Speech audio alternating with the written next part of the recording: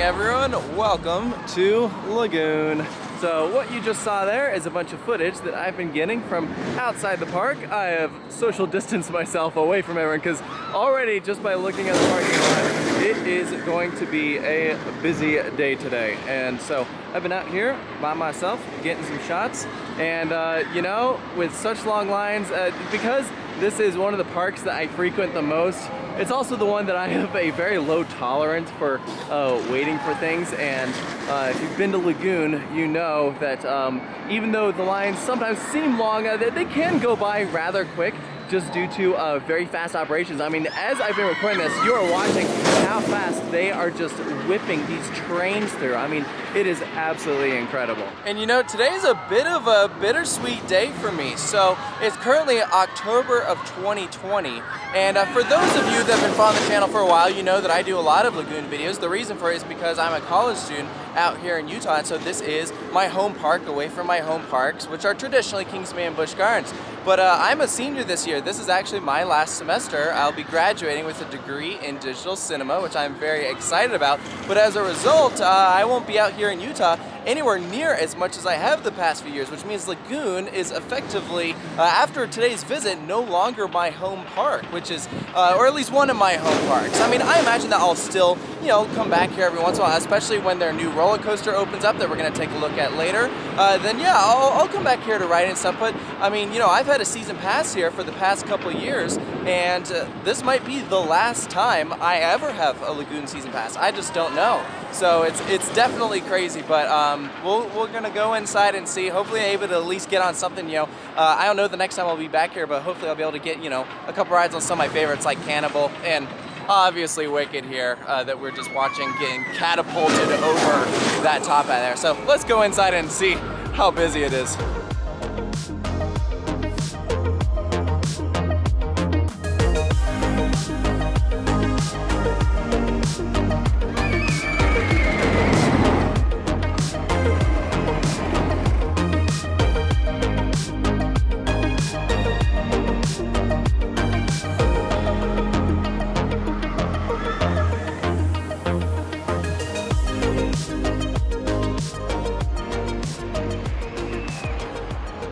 It's about 5 o'clock and we're rolling on up to the front entrance.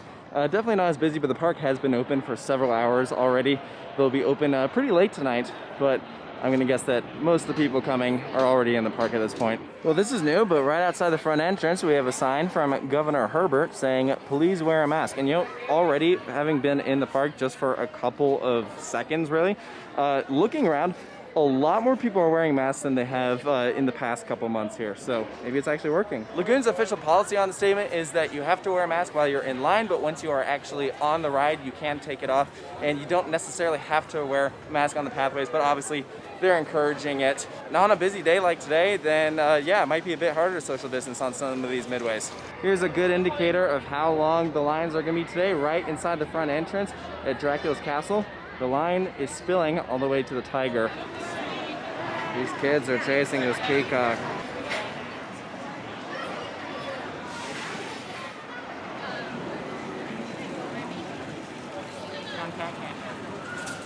Dinner in the beer garden, and you know, I'm never a chicken tenders and fries guy when it comes to theme parks. I like to mix it up a bit, do something that's not very traditional. But here in the beer garden, I mean, the food is just amazing, just in general. And these fries are fantastic, and the chicken's pretty good too. So I was like, you know what, let's go basic. Chicken tenders and fries it is. Great meal there at the beer garden. As always, highly recommended. By far the best place to eat here at Lagoon. I'm gonna walk on over towards Cannibal in the general north end of the park. I wanna see how Cannibal's line is, as well as check out the progress on Lagoon's up and coming new roller coaster. 2 weeks ago, they had installed a lift hill and some track coming out of the mountain. So let's see if there's anything new. While we're walking over towards the north end of the park, one quick thing I wanted to mention, as you can see, it is very busy here on the midways. And here's kind of something that you don't typically think about when you think of a busy park, but that's actually the ridiculously slow cell service. I mean, over here on my phone, you can see I got 4 bars, so logically I should be pretty good to go. But actually, I can't get anything to load, and you know, you could say, well, it's just my cell phone provider. No, as I've talked to a lot of different people here, this is kind of a general recurring theme. Whatever it is, this area, because there's so many people here, I guess it just overloads the providers, and so yeah, service is just absolute garbage. We made it to the front entrance. Let's see how bad it is.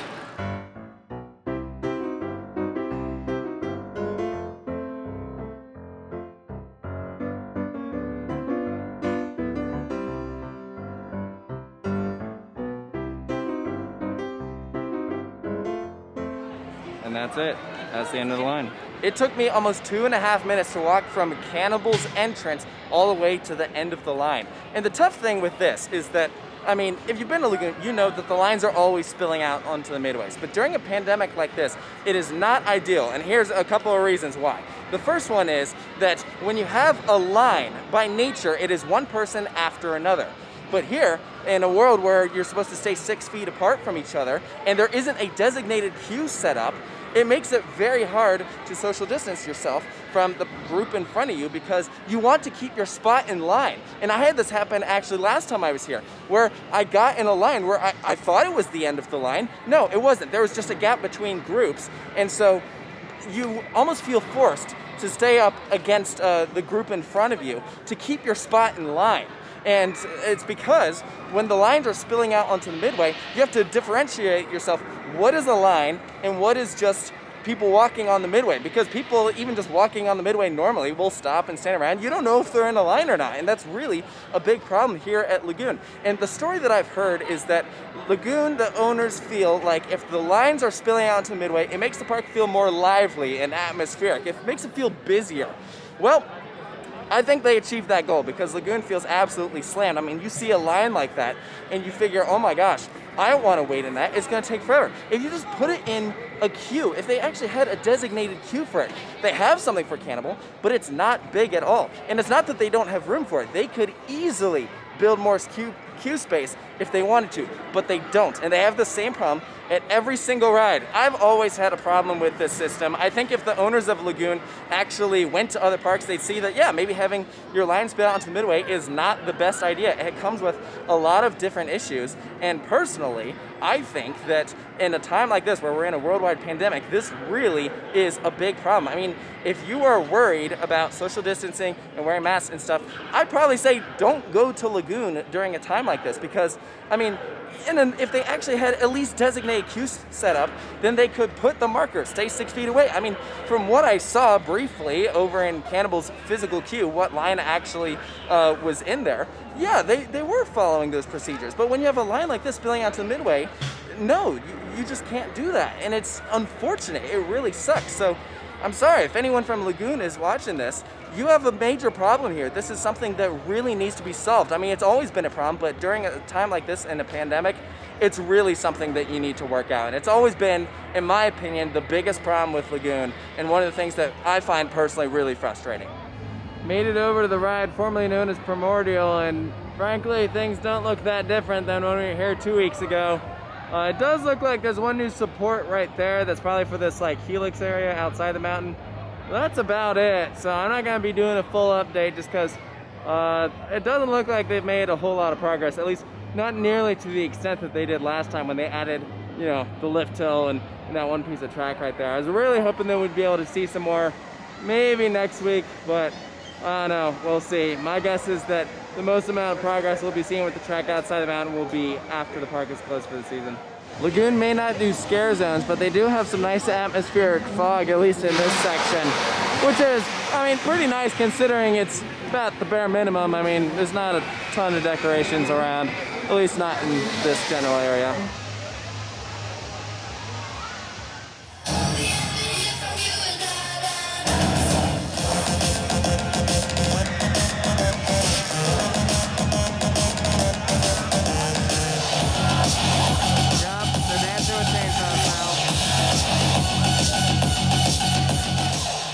this line for Cannibal is obviously pretty insane. I mean, you can't even see the building from this point in line.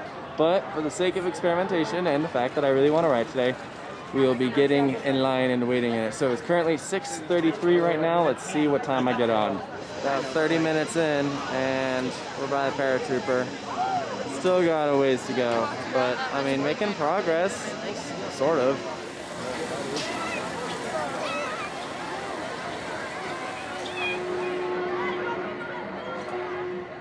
This right here is a perfect example of what I was talking about earlier. We have this very narrow pathway between the paratrooper and this block of concrete, and here we have two different lines. And it is very confusing trying to figure out which line is for which ride. And also leaves a very narrow pathway for guests to actually, you know, thread the two lines to get to wherever they're going. I mean, just very, very poor design. Almost exactly an hour later, and we're finally about to enter the real queue. This is what I was talking about earlier. They have these designated markers to stay on because it's in the actual queue, and they don't have those out on the midways. Something I do love about Cannibal though, look at this. They got lights on the train. Woo, that looks nice.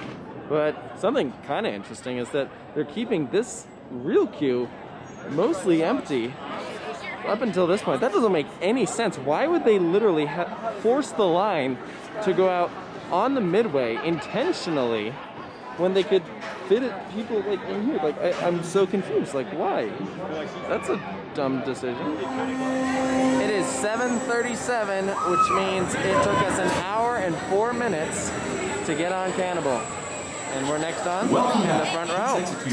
Very solid ride there on Cannibal. Always lots of fun, but in terms of the length of the line, I mean, there you go. Probably one of the longest lines I've ever seen for that ride, and it took just over an hour. So if anything, I think that is proof of how good their operations are, that even though a line might seem insanely long, you know, in the grand scheme of things, it's really not that bad. An hour is definitely tolerable. So yeah, I don't know if I'll be riding it again today, but I mean, we'll see. Let's see what else we can get on. I mean, I don't know. Might not be much. I don't know how much longer I'll be sticking around here, but let's go. In case you didn't know, Lagoon actually does have a new for 2020 ride, and it's this here fire truck themed family ride. It's a crazy bus, but they themed it to firemen. This is actually a pretty good addition. I mean, that's a well-themed crazy bus. I like it. They even put fire hydrants around this area. Lagoon has these lights that help illuminate the water shooting up from the ground, but what's kind of neat about it is that it lights up and actually affects the skyride going right above it. So the skyride appears blue, which is really neat. I mean, that's kind of an unintended effect, I'm guessing, but oh, it's awesome. Here's just another example of poor planning. You have this queue for a roller coaster right here, and it ends right up there, but they easily could have just included more switchbacks like right here in between the space, and it would have satisfied the exact same needs, but they didn't. I don't know why.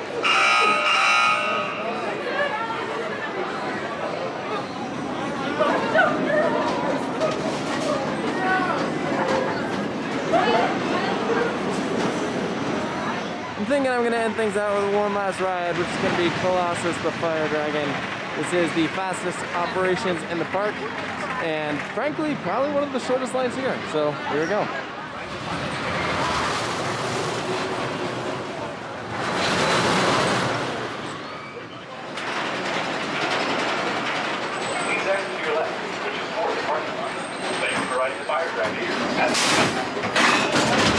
Just took two back-to-back rides there on Fire Dragon. Always a good time. I thoroughly enjoy that Schwarzkopf. It's one of my all-time favorites. And I think that's going to do it. I'm going to go ahead and head out of the park. You know, kind of a strange last visit for a while, but I mean, you know, that's kind of what Frightmares is it's a busy time of year, and so you're going to end up waiting in some lines. So Fire Dragon didn't have to wait too long for it all, which is why I did it twice. But yeah, so 3 rides for me today: roller coaster, Cannibal, and Fire Dragon. But you know, that's all right. And I gotta say, I mean, I really do enjoy Lagoon. I know I kind of given it a hard time towards the beginning of this video. I mean, it is a great park. It has a lot of redeeming qualities. There's things that I think they do very well. It's just unfortunate that, you know, during times like these, there's things that they are not doing very well at all. So, I mean, it is the way it is, I guess. I mean, there's always room for improvement. So, who knows? You know, maybe we'll see some changes in the future, but tough to say. But hope you guys enjoyed this video. Make sure to stay tuned for more here at Coaster Studios, and I'll see you next time.